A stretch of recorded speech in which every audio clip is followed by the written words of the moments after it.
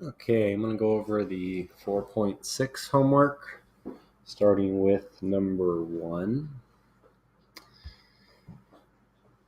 This is going to focus on the CPC-TC property, and here we go.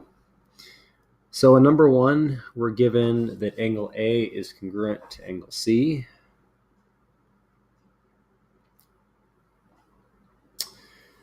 That angle ABD is congruent to angle CBD.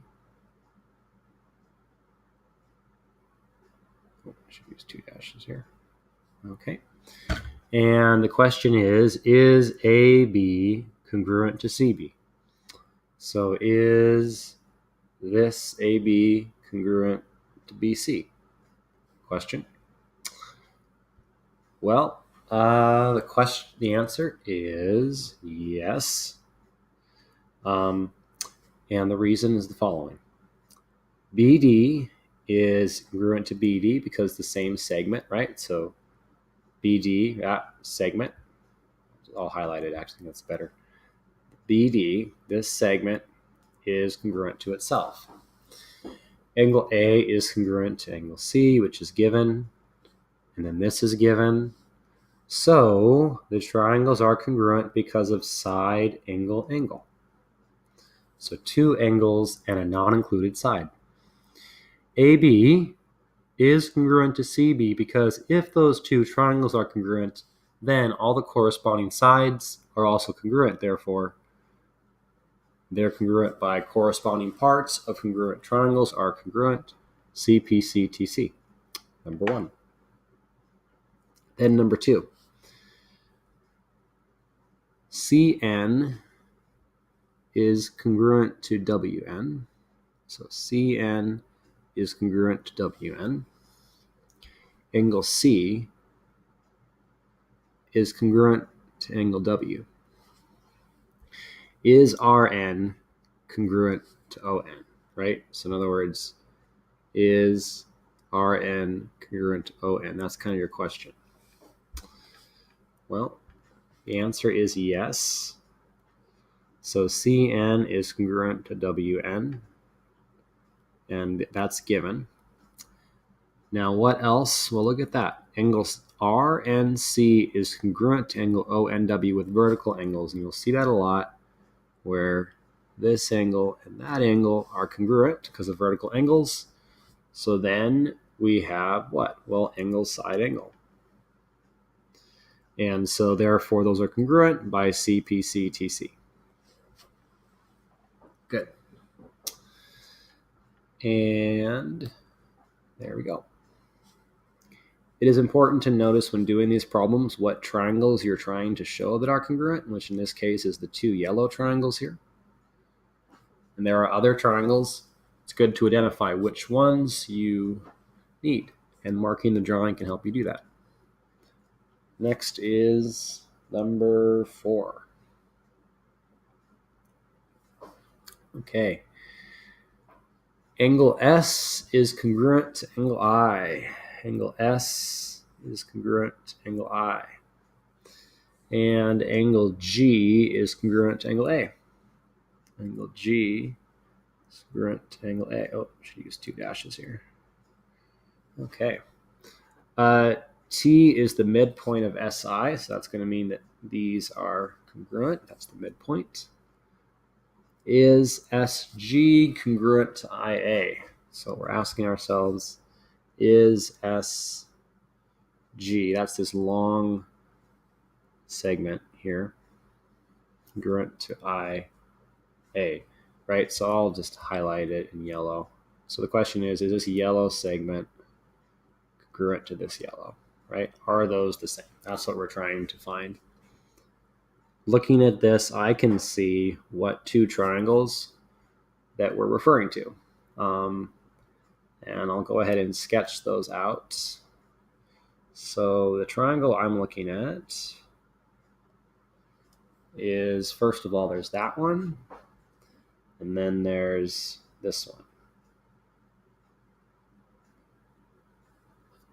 And this triangle is your I, your T, and your A. And this triangle is G, T, and S. So I'm taking the two triangles. I'll go ahead and put them in yellow here, so you can see there's this triangle, and then go ahead and erase. And then there's this triangle. So those are the triangles I'm looking at. And I'll go ahead and get the sides. I'm trying to show those sides are congruent. So I'll go ahead and mark the angles again. First of all, angle A and angle G are the same. I'll just use a 1/ for that one. And then, so A and G, and looks like S and I don't have marked anymore, but S, I, and IT and TS. Okay, so we have two angles and a non-included side. And so that's going to be A, S. Good. And so I'll just go on number 4. The answer is yes. These things are given. This is true by the definition of a midpoint. These triangles that are on the left here are congruent by SAA. And SG is congruent to IA by CPCTC. Okay.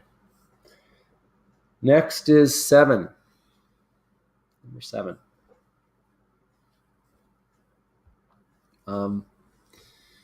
So is angle B congruent to angle E? Well, let's see what we're given. We are given that BT is congruent to EU, and I'm going to, since it's overlapping here, I'm just going to highlight them in yellow. So we're given that those long yellow are congruent, and that BU is congruent to ET, so these are congruent to each other. Is angle B congruent to angle E? So we're asking ourselves, are these congruent? That's the question. Let's see here. Hey, look at that. We have some vertical angles. We need to, so what triangles are we looking at here? Like if we were to identify, okay, how about we just do those two triangles? And we got vertical angles here. So looks like we again have angle side. And we're trying to show those angles are congruent, and we have these vertical angles here. So these are congruent to each other. So let's see. What's the answer? The answer is yes. So BT is congruent to EU, and BU is congruent to ET. That's given. UT is congruent to UT, right? Same segment. And so what you see here is that the triangles that we're looking at, in particular, which ones are they? And that's, to solve this problem, it's going to be essential that we identify the right triangles. And sometimes it's not so clear. What we can see here, that what we're looking at really is we need to draw in a segment down here. And then we're going to see that the yellow sides that I highlighted are one of the sides of the triangle. So we really have two triangles, this one and this one. And this triangle is BUT, and this triangle is EUT. And I can see now, okay, so now I know that these are the same. UT is congruent to UT, same segment. These are given to be congruent, and look at that. These are the same by SSS, right? So triangle TUB is congruent to triangle UTE. So they're the same by SSS. So angle B is congruent to angle E by CPCTC, right? So these angles that I'll put here, those are congruent by CPCTC.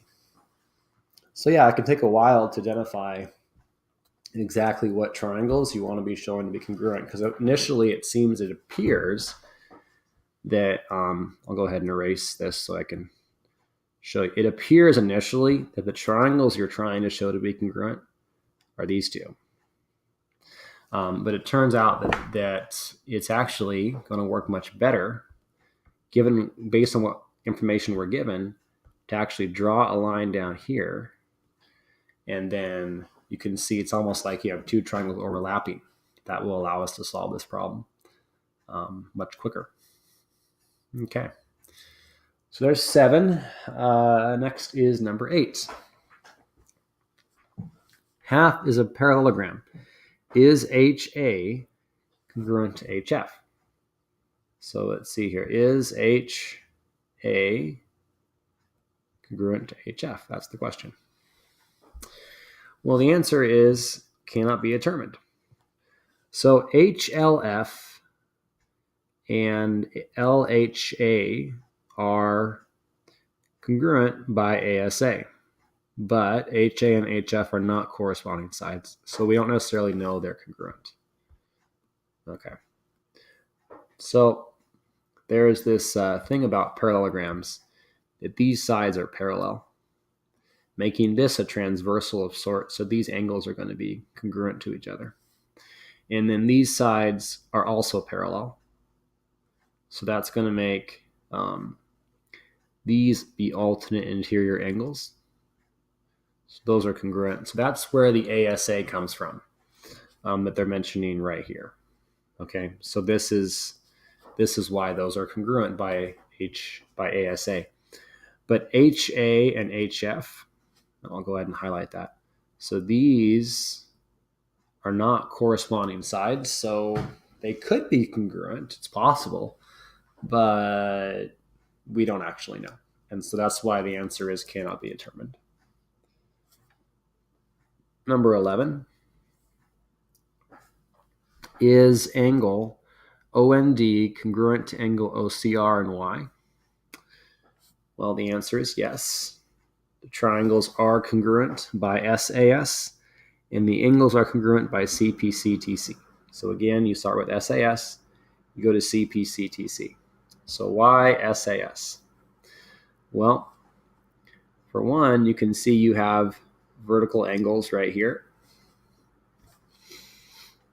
And we can also see that this side is 3, and this side is 3, and this side is 2, and that side is 2.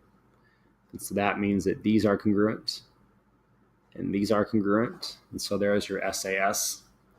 And then OND and OCR are going to be congruent because the corresponding parts of congruent triangles are congruent, which includes the corresponding angles. They're also congruent. Okay, so that's number 11. Finally, number 13. So in chapter 3, you use inductive reasoning to discover how to duplicate an angle using a compass and straight edge. Now you have the skills to explain why the construction works using deductive reasoning. The construction is shown at right. Write a paragraph proof explaining why it works. So why does the duplication of an angle work? Let's go over how to duplicate an angle again. First, you swing an arc. Then you swing an arc over here that's the same size. And then you measure the distance from C to A. Swing an arc there, keep the compass the same. And swing an arc here. The intersection labeled D, draw a line through it. So that's how you're doing the duplication. So first it says draw AC and DF to form triangle ABC and triangle DEF. Okay, so let's go ahead and do that. We're going to draw A to C. Oops. Draw A to C, and then draw D to F. So now we have a triangle. And we know that AB is congruent to CB. Right? So AB is congruent to this, which is congruent to this, which is congruent to this. Because all were drawn with the same radius. In other words, when you had your compass, this is like part of a circle, right? So anywhere from this center to that circle is a radius, and that radius is the same both on ABC and on DEF. Okay, so those are all the same. You could draw that too. Like these are all the same. All four of these are congruent. Okay. AC is congruent to DF. AC is congruent to DF for the same reason, right? Because you have this arc here, and so this is like a radius. And so I'm just gonna erase this stuff here. Okay, so you have that. Now this is congruent to this for the same reason. Okay.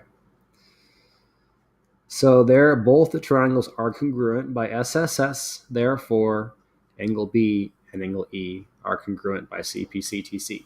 So what this is saying is this construction makes, go over this one more time. So this construction makes these all the same. And then, because C to A is the same distance as F to D, these are the same. Now by SSS, all the corresponding angles are the same, meaning this angle is congruent to that angle. Okay? One more time.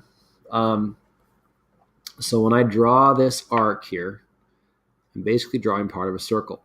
The B to A is like the radius of a circle, and these are all the same radius. Then, when I come over here and make my triangle, these distances are also the same because they're like the radius of a circle going from C to A. Like if I were to draw a circle all the way around point C, there we go. Now by SS, oh, hold on, I shouldn't make this 2 dash to make that 1. Otherwise it means they're all congruent, which they're not. Okay. Then by SSS, all the corresponding parts are congruent, right? Or by SSS, the triangles are congruent, which means angle B and angle E, these are the same angle by CPCTC. That's the basic proof. Okay. Well, that concludes the 4.6 homework. Thank you very much.